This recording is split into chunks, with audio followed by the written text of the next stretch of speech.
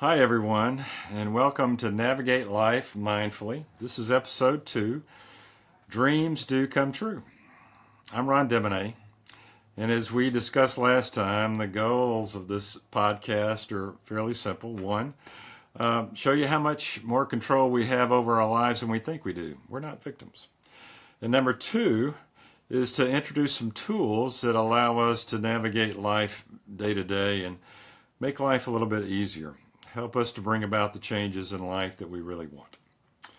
So we ended the last episode with an assignment, and I hope you were able to dive into that a little bit. And it was fairly simple. It was just relaxing and daydreaming. Seeing yourself living this wonderful, relaxed life, and weren't thinking about any of the details, the who, what, where, when, anything like that. You were just focusing on the feeling. How did it feel? I wanted you to soak in that feeling. That was the assignment. You know, a lot of people look at daydreaming as just a frivolous activity, and it's anything but that. I think it's an absolute necessity if you want to bring about changes in your life. You know, if you want to get somewhere, you have to know where you want to go. And that's what dreaming does. It helps you visualize, put a vision out there of where you want to be, where you want to go. You know, I like to quote Walt Disney. He said, all our dreams can come true if we have the courage to pursue them. You know, Walt Disney was one of the most famous dreamers of our time. He knew the importance of dreaming. He understood how important it was to visualize what you want and then put your attention on it and go after it. And look at what he accomplished. So for anyone that scoffs at you for daydreaming or thinks anything negative about that, remind them about Walt Disney. He proved that dreams really can come true. Yeah, he's my hero. So today I want to focus on a couple of things. I want to focus on things that kind of get in the way sometimes of being able to dream effectively. And the first one is our past. And the second one is actually stress. So we're going to look at both of those. First of all, our past can impose limits to what we think is possible. Dreaming is about no limits. Keep that in mind during your daydreaming time. No limits. Keep your focus looking forward, where you want to be. Stop thinking about the past and where you don't want to go. Your subconscious mind is going to always throw out these little thoughts, you know, things like, you can't do this. Nah, you're not smart enough. You don't have the time or talent. You can't do that. And the list of these limiting thoughts goes on and on. Well, you've got to be mindful and intentional. You can't listen to these thoughts. You've got to forge forward. Forge forward with your dreaming. Dream what you want to come true. Dream anything, because dreams can come true. I know how hard it is to clear your mind and dream a wonderful new future.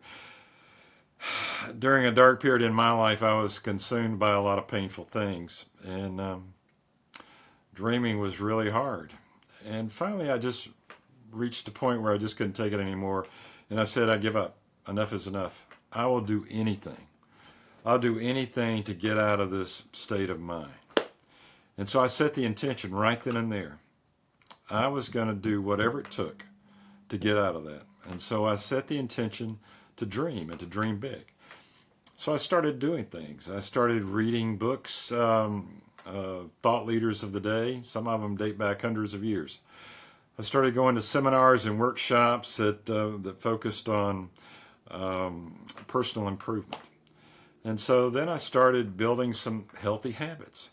I would physical habits, eating better, sleeping better, exercising, mental, emotional habits.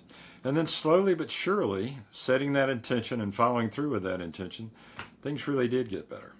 And it was easier to dream. And then those dreams started coming true. So it can happen. But it takes intention, it takes courage, and it takes perseverance. Anyone can do it. You can do it. So on my journey, another thing I learned about was stress. stress affects you in crazy ways, and it really keeps you from dreaming big. And so I set out to learn more about stress, what it was like, what caused it, how to recognize it, how to do something about it, how to relieve it. And so after I did that, managing stress allowed me to dream again, to move forward again. And so it can do the same for you. So let's talk about stress for a little bit. We've all heard about fight or flight. That's a reaction to stress. I'm going to put up a visual now and talk about it.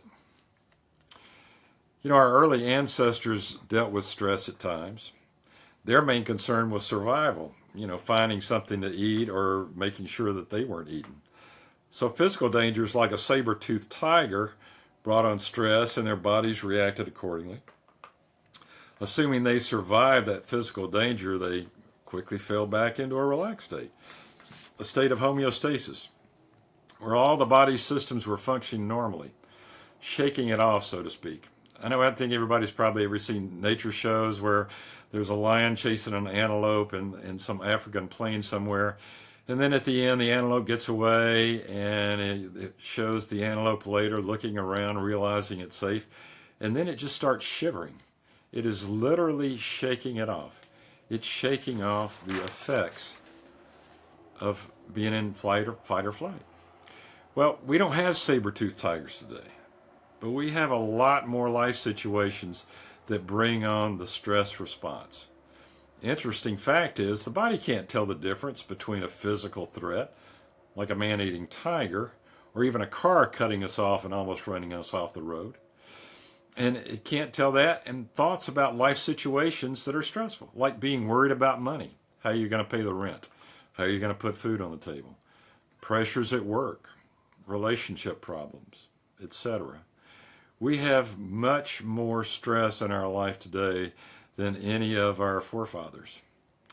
So, unlike the simpler times, our stress levels remain high for extended periods of time. We don't seem to be able to just shake it off like the antelope did. We just can't go back to that state of homeostasis. We stay in a constant state of stress. And as a result, there are negative physiological effects. During stressful times, the body produces stress chemicals like adrenaline and cortisol. And they're very beneficial if there's an immediate threat to survival because it sends the blood to your brain, to your muscles, helps you run, get away, fight, whatever the case may be. But if it stays that way over time, they're going to compromise the body's systems. Some systems shut down. When we're in stress, body systems actually shut down like the immune system.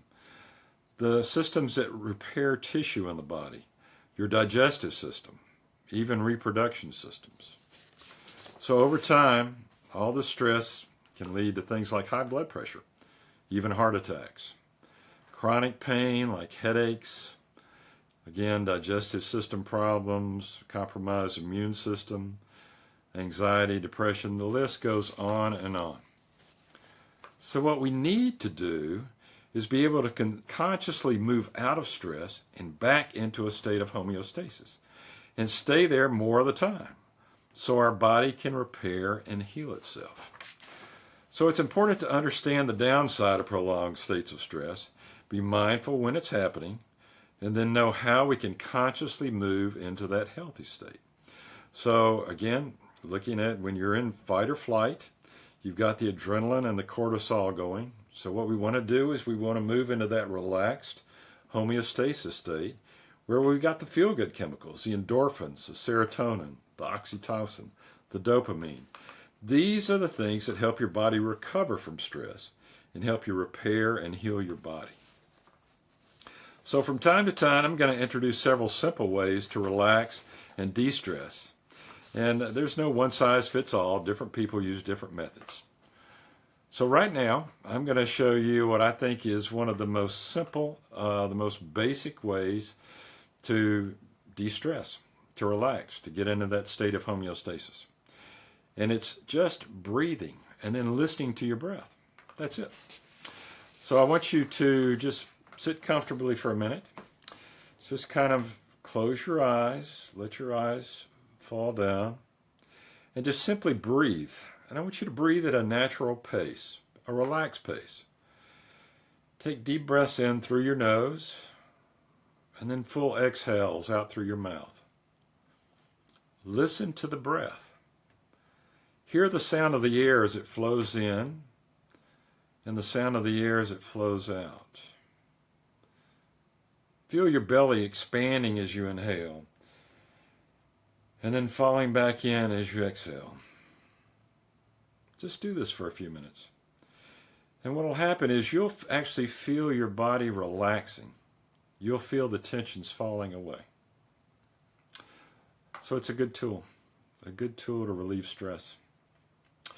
So let's talk about your assignment for this coming week. It's a bit of a repeat. But the goal here of this assignment is learning how to get into a relaxed state first and then go into dreaming. So it makes your dreaming more effective. I want you to spend about 3 or 4 minutes. Again, close your eyes like we did a minute ago. Just kind of close your eyes a little bit and breathe. Relaxed pace. Breathing in through your nose, exhaling through your mouth. Listening to the air as it comes in.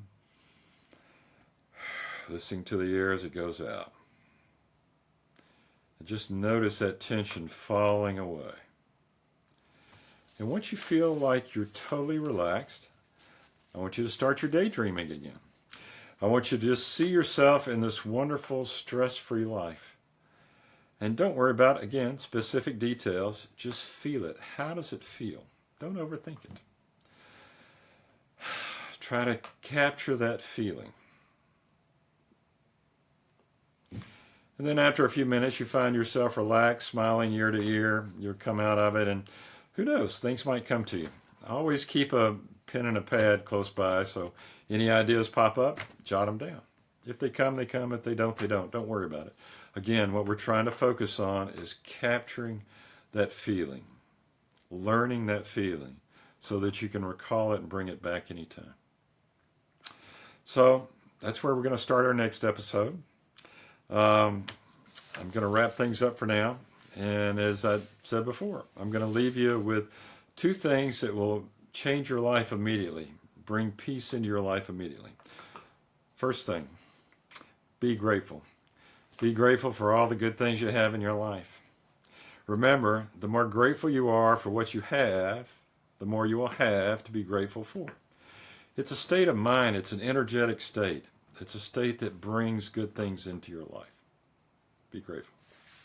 Second thing is be kind. You know, like we said before, there's just way too much anger and meanness in the world. Let's not add to it.